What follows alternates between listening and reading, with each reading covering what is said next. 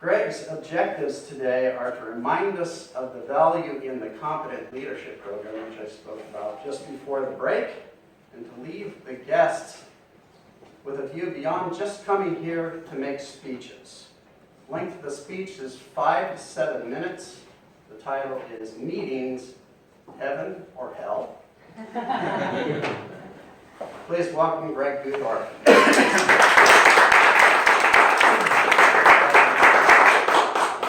Thank you for that warm welcome, Kevin. Let me ask you a question.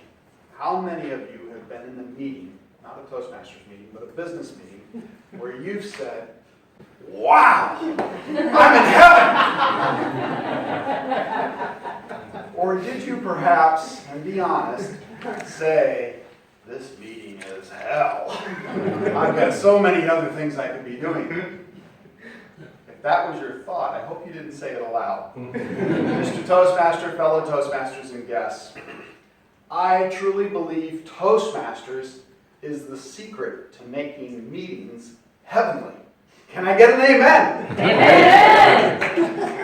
Now, some of you who have been in Toastmasters already are saying, well, of course, if every speaker in our business meeting was a polished, practiced, competent communicator, everything would be fine. Doesn't work that way. I'm not even talking about the speaking part of business meetings.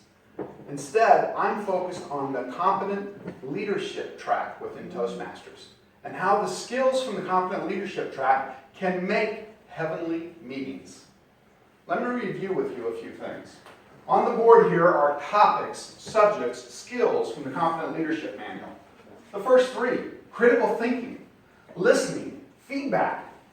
Skeptics may be saying, well, yeah, there's no critical thinking going on in any of our business meetings. But it's the listening and the feedback that are really key to changing a meeting around. You've heard the saying, God gave us 2 ears and 1 mouth so we would listen twice as much as we speak. I don't know if God had that in mind at creation. I don't know if he's ever been in a bad business meeting. But listening is really a key to improving those business meetings.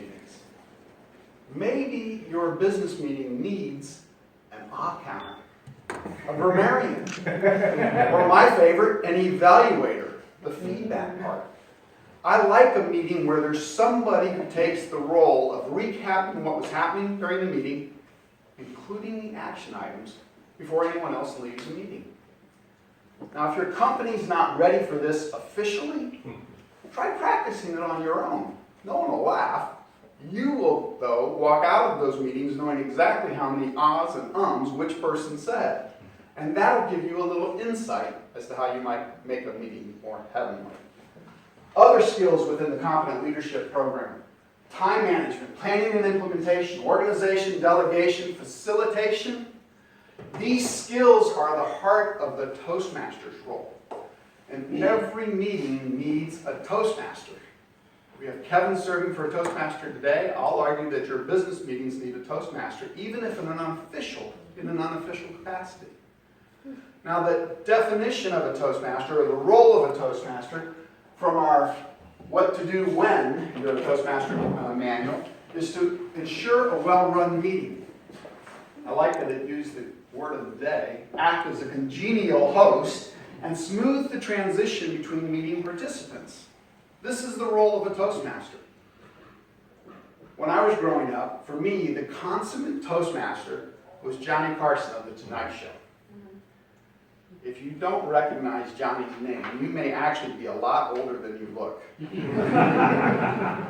Johnny had this unflappable way of dealing with anything that came across his meeting, The Tonight Show, and he was willing to prod and cajole and push along guest members as well as audience members to make a successful meeting. That's the role of a Toastmaster.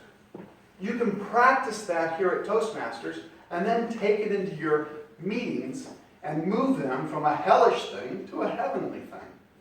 These are the skills within the Competent Leadership Manual that you can focus upon as you work through these various exercises. The last set that I want to talk about is in the motivation, mentoring, and team building side of the Competent Leadership Manual. Important skills for anyone in business or in organizations such as the Girls on the Run, motivation and mentoring is key at all times. I remember when I was giving my first major business presentation to Sony management in Tokyo at headquarters. This was a big event. I was jet lagged. I'd just come in from New Jersey, that's where I was at the time, into Tokyo, jet lagged, but I was determined not to let the jet lag get in the way of the meeting. Now there were 35 or 40 or so Japanese, mostly engineers, in this meeting, and as the meeting began, the two most senior managers, seated in the seats of honor in the meeting, when I started to speak, they closed their eyes and bowed their head. I had just started my presentation. It was not motivating. The worst part was, as my presentation went through, about halfway, the older of the two was snoring. I swear he was. Not motivated. That evening at dinner, I waited until we'd had a beer, because in Japan the deal is if each party has had at least one sip of beer, you can say anything to anyone, and they assume that it was the alcohol talking, so you're safe. So we had that first beer. I turned to my Japanese management mentor and I said, "What's the deal with the two big kahunas falling asleep during my presentation?"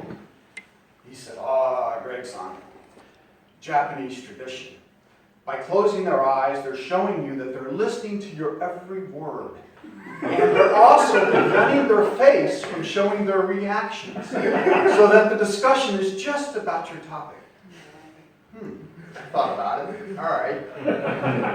After my second beer, I turned back to my mentor and I said, "I kind of get it. That's supposed to be Japanese motivation when that happens. But what's the deal with the guy who fell asleep and was snoring?" My mentor took his beer, long sip, set it down. Greg-san, sometimes meetings are just hell. So there you have it. It won't work in all meetings, and it won't work in all locales. But the skills from your competent leadership program within Toastmaster really will work to move hellish meetings into heavenly meetings. I hope someday you are in a meeting and you will find yourself saying, "Wow, I'm in heaven. Thanks, Toastmasters."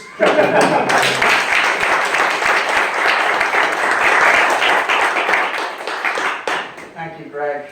Really appreciate that.